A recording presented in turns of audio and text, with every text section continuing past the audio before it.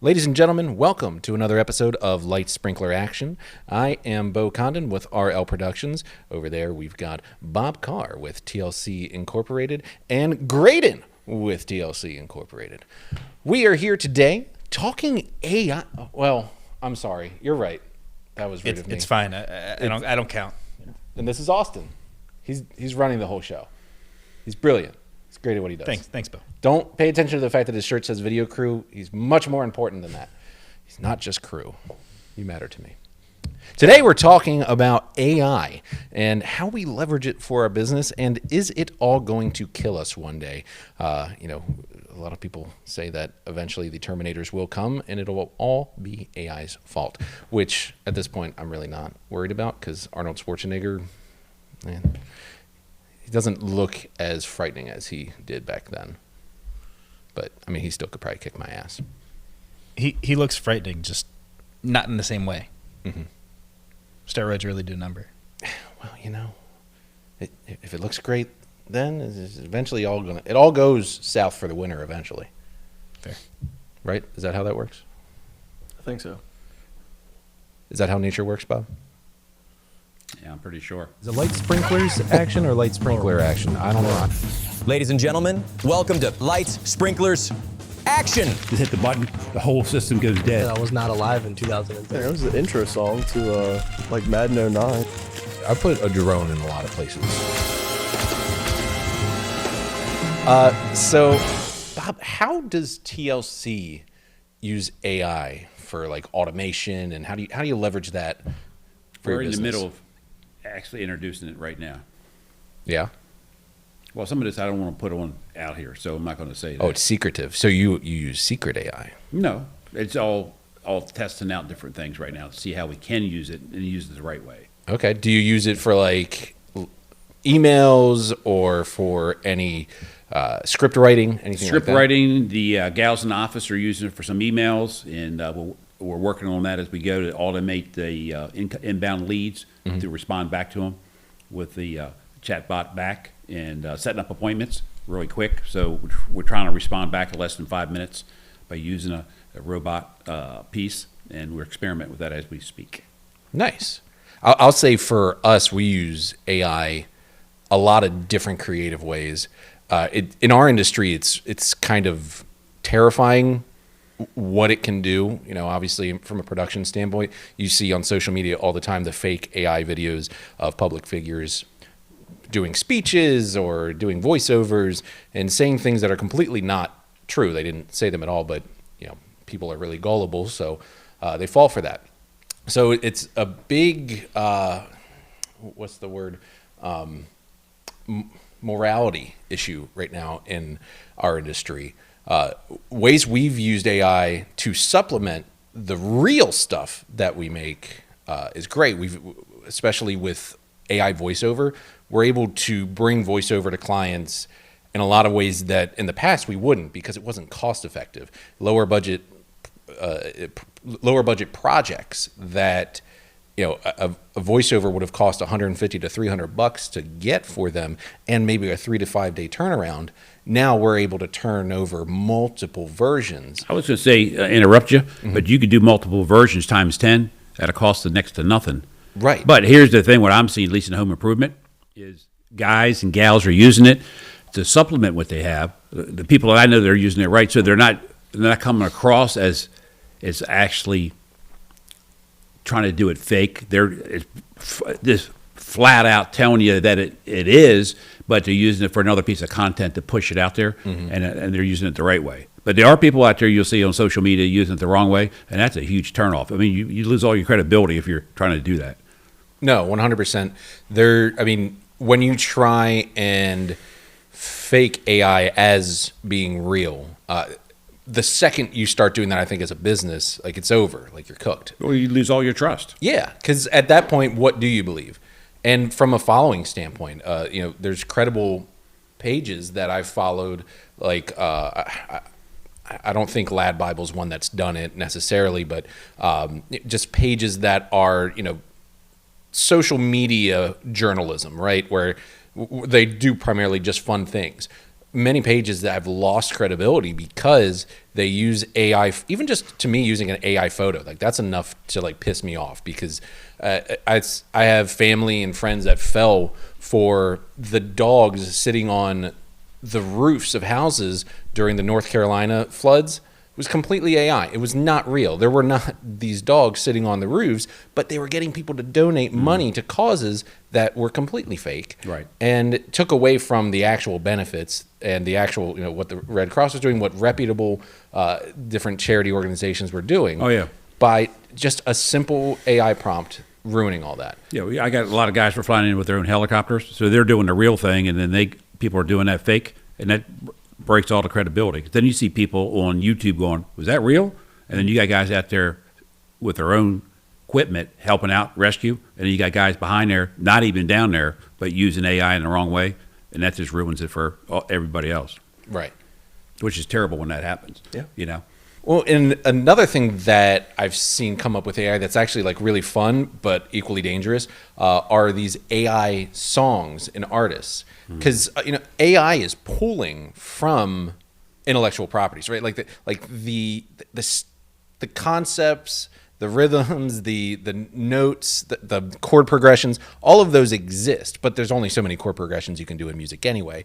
So I was playing with this, I think it's called Sono music app, and you just type in your song lyrics and say, I want it to be country, I want it to be a happy song, a sad song with female background vocals and a lead male singer, and it'll pump you out instant music. Super fun, but so dangerous when you think of what we're using it for. There's a music singer right now that has like 2 million plus followers on YouTube Music or something like that, and it's completely AI. But they're on the Billboard Top 100. So like, where do we draw that line? So part of the reason I wanted to have this discussion today is because we have Chris Engler from Engler IT, who you know very well, Bob. He's going to come in and essentially talk to us about where he sees AI right now, how he's using it in his industry in IT, and if we really have to have reason to be afraid. So let's go ahead and bring Chris in now. We've got Chris on Zoom with us. Chris, can you hear us and can you see us? I can hear you and see you. Perfect. Thank you so much for joining us today. Really appreciate your time. Yeah, thanks for having me. So, I mean, that's really my first question. Should we be absolutely terrified of AI? Not yet. I mean, we've seen Terminator, so we know where it's going. Everybody's seen The Matrix too, so I mean, we know where it's going, but we're nowhere near that yet. That's kind of the nice thing, and then maybe the terrifying thing is that we're on like the part of the curve that exponentially increases year over year. So a lot about where we are with AI is similar to where we were with the internet in 2000. If you guys can remember, right, 2000 when everybody had websites and it was a big thing. Everybody was investing in stuff and nobody quite knew which horses were the right horses to ride. And there are some pretty clear winners that came out of 2000, like Amazon and Google and Microsoft, pretty clearly on top of the industry. With AI, it's not clear who the winners are right now. I mean, ChatGPT has notoriety because they were kind of first, but they're not the best that's out right now. So, and also, it took us how many years to get here? So now we're on the parabolic part of the curve where next year is going to look completely different than this year. We're in the next year or two, we're going to see about enough change that looks like the last 5 or 10 years. Right. Wow. I mean, that's true. The exponential growth of technology across the board always seems to play that way, but especially when it comes to things like the internet, anything that has to do with computers or what our phones in our pockets. I mean, that consistently is an issue. And with those issues, like how, I mean, especially when it comes to AI and the internet, how do we keep information safe from a personal and a business level while still trying to leverage AI? Yeah, so a couple things are coming to my mind, and one of them are the free tools that are available to us that we all use. And then another thing that comes to my mind is the way that bad actors are leveraging AI to wreak havoc or to commit cyber crime. So maybe the first one might be more relevant, at least to start the conversation, and that is these free tools that are available to us are available to everybody. So if you go putting information into them, that is essentially training the model. And so when I say training the model, I mean it's using that information to develop its understanding of the world. And it's possible that that information could bubble up in someone else's queries whenever they're working with AI. So it's actually really important for small businesses or businesses of all sizes right now to have an AI policy and to let their folks know that whatever they're putting into these free tools is essentially public information. Right. And a lot of these free tools will have pay for versions of them that you can use to keep your information more private, and that is something worth investigating. Well, that's huge because you think of like back in the year of when we did FrostWire and LimeWire and like torrented music, and the word open source became a thing. Like, oh, everybody can use this. It's like AI has turned into like the evil open source because once you put stuff into ChatGPT, DeepSeek, etc., it's almost like it becomes public domain at that point because AI is going to use it. We just got done doing a conference a few weeks ago that was all about intellectual property, and a big conversation was AI and how so many businesses, big and small, don't understand that if you use AI to help create your business logo, like you really have no rights to that logo at all. There is no way that you can pull a trademark on your logo because it's coming from that open source. Yeah, you can't copyright or trademark any AI generated content. Bob, you went the right way though with Sammy Sprinkler. That's not AI. Yeah, it's trademarked. Yes. But that brings up a good point because there's a lot of guys and gals out there. I was talking to Dan yesterday about this from Kick Charge, and there were people out there doing that and doing knockoffs of his, and then doing credit, and then getting the checks, and then running out away from it all. So that's terrible, but it happens all the time. Right. And that's terrible when people do that. No, I mean it is. That I would say, even when it comes to like video content, like for us, we've used different shots that are completely AI generated for some of our marketing purposes, but it's we always try and make sure that it's complementary, right?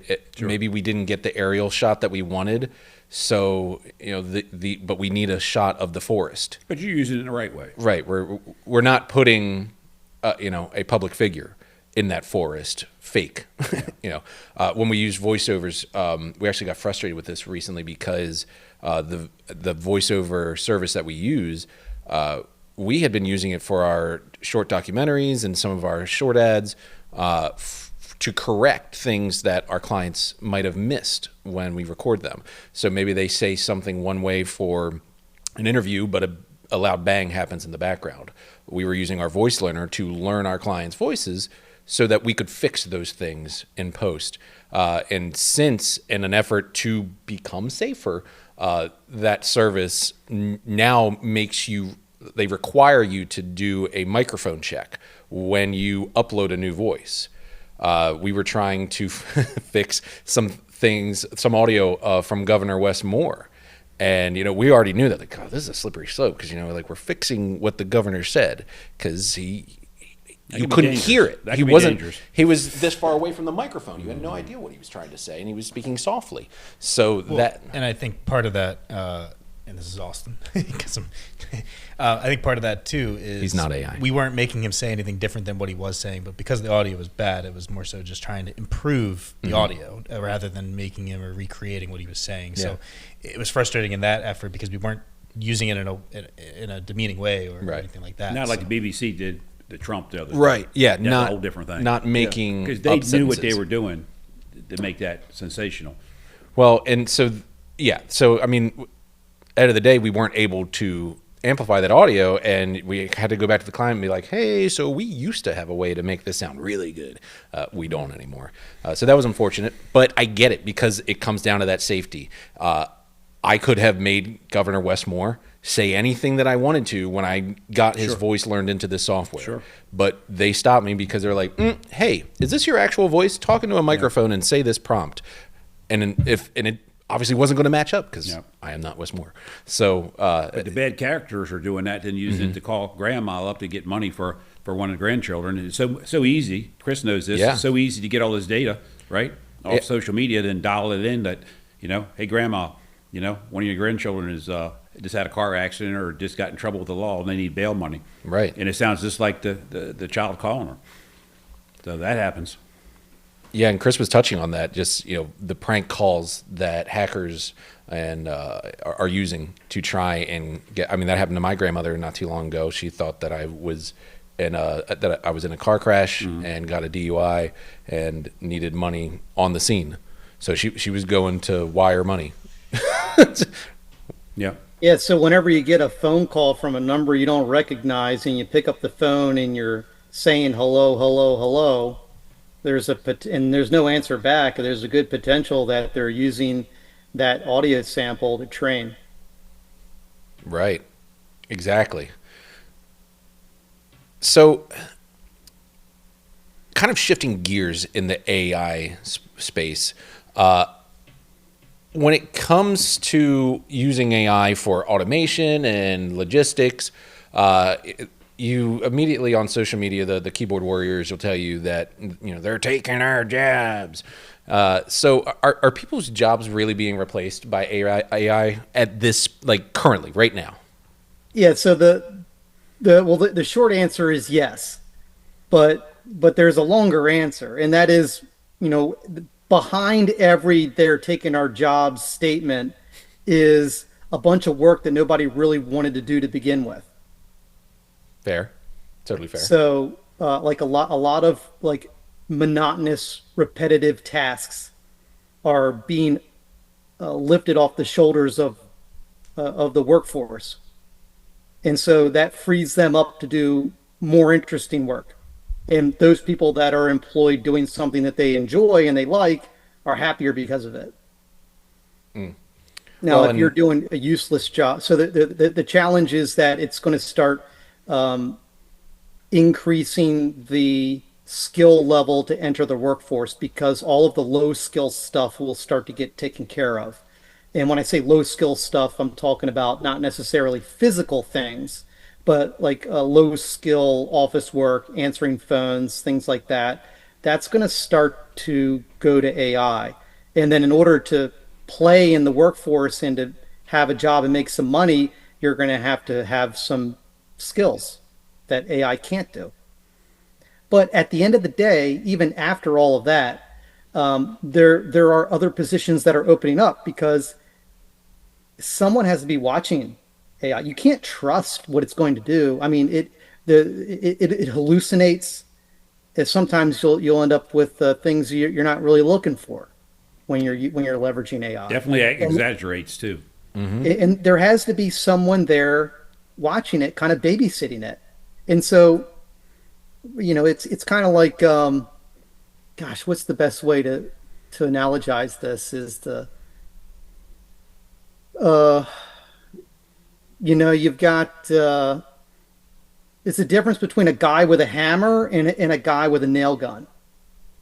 Is the guy with the hammer, did some guys with hammers lose jobs once nail guns got invented? Right. Sure. Sure, because now you've got a guy with a nail gun and he's drilling, he's hammering in enough nails to make up for five guys with hammers. So it's the same kind of situation when we're talking about AI and office workers or knowledge workers, if you will, where it is going to take the place of some people, but ultimately there is going to be a person behind it. There's going to be somebody there. Yeah, no, that totally makes sense. I see ads right now that are popping up. I don't know if Amazon is pushing them or another data center, but they're giving us the campaign of I lost my job at the factory, and then they put up a new data center in blank place, and now they've hired 55,000 people to make this data center work. That's the target is that, like, no, these data centers are creating jobs, which certainly true. I would say at the community level for the areas where those data centers are going in. But I mean, that in itself is such a big environmental conversation right now, is what these AI data centers pull, the amount of rolling coal energy they use to produce this data. We all have so much access to our Wi-Fi. We think that data just is free, and it doesn't actually harm the environment, or it just comes into our pockets easily. Just take a drive down Northern Virginia once. Right. No, I mean, yeah, they're everywhere. Plus the windmills and the solar fields, all that powering these things. Yeah, we do have an energy problem as a country. China's doing way better than us as far as cranking out energy. And so that's part of the problem, is that we need to be able to crank out more energy so that we can develop AI faster. Bring in nuclear energy. I'm trying to have a third arm. I got a lot of stuff to do. What is it, 3 Mile Island? They just reopened that Yeah, they did reopen it. See, this week. look at us. We're on it. We're on it. So my last question for you, Chris, want you to talk a little bit about Angler IT. So it's technically a two-part question. I want you to tell us about Angler IT and all this awesome services you use, but I also want you to get into how you leverage AI for your business. Sure. Angler IT is a managed service provider headquartered in Annapolis, Maryland. We help small businesses achieve their IT goals. And so we're an outcome focused organization. So we don't really spend a whole lot of time billing hours and all the piddly stuff of trying to make things work. We achieve outcomes. We paint a picture of what business's IT life could look like, and then we fulfill on that promise and we make that dream come to fruition. So that's very general and vague, but when more technically, what do we do? Well, we provide people with support. We set things up the way that they should be set up. We create relationships with our clients that enable 100% alignment. And so in that way, we're able to deliver high level services at a rate that is predictable and budgetable.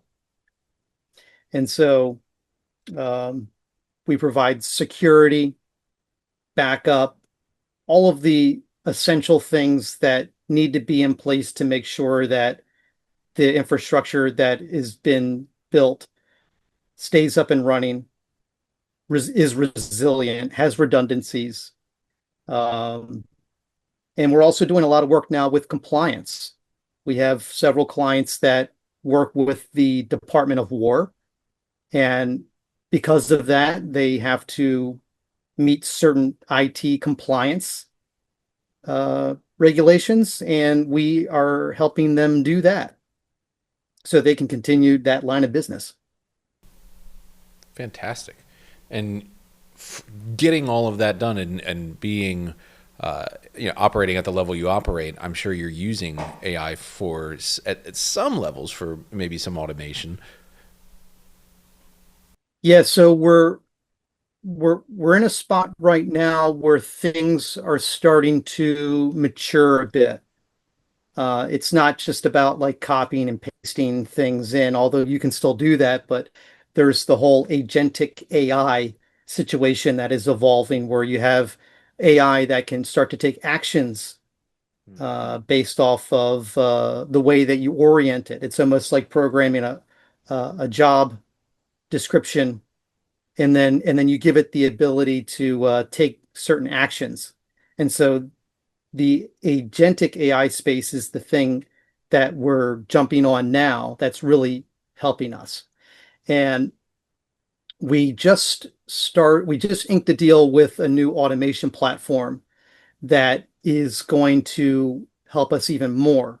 So when small businesses are in Angler IT is a small business, so I speak for myself as well, are looking at AI and they want to get something done, um, it can be kind of daunting to try to figure out how to implement it. And so the way to look at how to implement it is not necessarily to be glazed over by all the features that are available to you and all the amazing things that AI is doing and what other people are getting AI to do, but it really is to look inward at your business process. And so we're very process oriented. So we're already kind of ahead of most small businesses because we have operational maturity. We have formalized SOPs, policies, procedures, all documented. And because we kind of have our act together in that way, it allows us to apply AI more easily. It's more obvious to us because we did that hard work of looking at ourselves and getting our ducks in a row. And then we have that model of what's going on in the business mentally. And then when we see different AI things evolve, we know what to grab. And so one of the things that we're grabbing right now is an AI automation platform that kind of sits between things. And that's kind of the general purpose of these AI automation platforms is it sits in between all of your different applications. So when a small business is operating, they're leveraging a number of different apps. They've got apps that do email, they've got apps that do scheduling, they've got apps that do invoicing. And the thing that stands between all of those things is people right now. Because right now you need a person to pull information out of this system and put it into that system. And so you have these people that are standing in this place where you could probably, if you spend enough time refining that process, you could, and you had the right applications that allowed you access to them, the right API access for your automation platform, you can have the automation platform stand in between these things and grab an email or a chat conversation that's happening on the website and schedule something on the calendar to dispatch a technician. So those kinds of things are possible now today. We're looking to simplify right now our billing process because we have a lot of different vendors. So one of the things that Angler IT likes to, like the way we toot our own horn, if you will, is we make our clients' lives simple. And the way that we're able to make our clients' lives simple is by making our lives more complicated because we're taking responsibility for more things. And so there's a lot of complexity around billing. So Angler IT, like as an MSP, is a lot like a general contractor when it comes to construction. We're not doing all the work because there's a lot of specialty skill sets that we need to bring into the situation so that they can do their thing. We have data scientists, we have engineers, we have security people, support people. All these are specialized roles that, and we partner with folks in order to deliver these services. And so, we have got Microsoft billings, we've got Google billings, we've got invoices from all over the place that we kind of have to parse through at the end of each month, and so that we know what to bill our clients because everything's based off of usage in our world. And so everyone delivers their invoices in a different way, and it's just about figuring out how do we get access to all those individual systems, extract the information that we need, and then output it in a way that's easy for us to digest and generate invoices also. So that's one thing that we're doing. And then there's some things that are a little further out on the horizon, some marketing automations, and some maybe even some service delivery things. That's fantastic. I love hearing how it's kind of like the middleman isn't the best term, but like it's the interference that allows you to keep operating, but take on some things that you still are able to monitor it, see what it's doing, and it's really acting as your assistant in that way. So that's awesome to hear. Really appreciate you coming on and talking to us about AI and talking to us about Angler IT. I do have one more question that I'm going to do round robin for all of us, but I'll let you lead it off. When Skynet unleashes all hell and Terminator comes, what is going to be your weapon of choice to defend the human civilization? Oh, it's got to be an EMP. It's easy. Dang. I didn't even think about that. You're done. Yeah. One hit. Boom. See? Shut down. That's All the why you get the IT guy. semiconductors. I'll just fried. pull the plug. Well, no, that's cheating. Chris knows I always pull the plug. Pull the When it plug doesn't on. work, Yeah. I can plug it out of the wall. Yeah. Just going to pull the plug on the data center. Fine. I mean, I feel like that's cheating. Bob, other than pulling the plug, like a weapon, give me one. What are you going to... Pull the plug. All right, he's going to pull the plug. I always Graydon? pull the plug. No, I agree with Chris. It would probably be an EMP or something else along those lines where I can permanently stop or temporarily stop the machine, the Terminator, the T9000, 1000. T2000. You guys will have to T2000, deal with that. 1000. I'll be dead and gone. That's the problem you all have to solve. That's 25 years from now. Yeah, I still got time to figure it out. I guess we all do. Cool. So I'm going to die first. That's how that's going to work. Because I just wanted an axe and a crossbow. Like y'all like are really like you've got it all That's figured the out. wrong world-ending event. That's Yeah. Walking Dead Okay. zombies. I mean, I'm going with like my strong suits. EMP, I probably wouldn't know how to turn it on. Then like, or I'd fry myself into my pocket. I don't either. I'm hoping there's just a button. You know, axe. I know I can throw an axe good, so I'm just throwing an axe directly at it, and then I die, and you all laugh. I'm sure. Oh, you were saying- No, but I was just, but everything you guys are talking about with the Terminator is making me think about that, that thing that the Chinese people put on stage. They put on that amputee on stage, pretending that it was an AI robot. Oh yeah. You remember that and then they cut off the bottom part of its leg, and it's like, oh, okay, well, you got an amputee here, okay, and the rest of it's all covered up, like the face and everything. That's terrifying. It was a person. It was a whole person, like an actual person. Well, most of a person. You know that they're missing their right leg below the knee. Right. Of course, it wasn't a whole person. They're an amputee. It was like 90. It was like 90% of a person, Okay. but they were trying to pass it off as a robot Was it above the knee or below? below the knee. All right. It's easier to deal with, in my understanding. Install failed. It's Less 70%. blood. Well, on that note of defiling amputees, non-AI people, thank you again, Chris, for being with us on Light Sprinklers Action. Really appreciate your very coherent conversation in between our incoherent rambling, and really appreciate your time with us today. Anytime. See you, Chris. Thanks, guys. So that was Chris. What awesome conversations regarding AI. I don't feel any better necessarily, but I mean, automation just seems the easy, or not easy, but like the best safe route to go right now with AI. It's a gold rush, if you think of it. You use it the right way. I know, and you won't share with us what you use it for. Well, I'll have to talk to you off camera about that. That's top secret. We'll get in a big argument. Oh, well, we love to do that. We do that. We do that daily. Also knows that's coming every time we get together. Yeah, my blood's boiling just thinking about it. Graydon, How can I help you? AI. Are you a Chat GPTer? I wasn't until about a week ago, and then I started playing around with it, and it is faster and or better than Google? Why would I use ChatGPT when I can Google? I can type in my question and it's the same thing. And Google came out with the Google AI, and it summarizes 3 different articles about the question I'm asking, cites the sources, but ChatGPT gives me more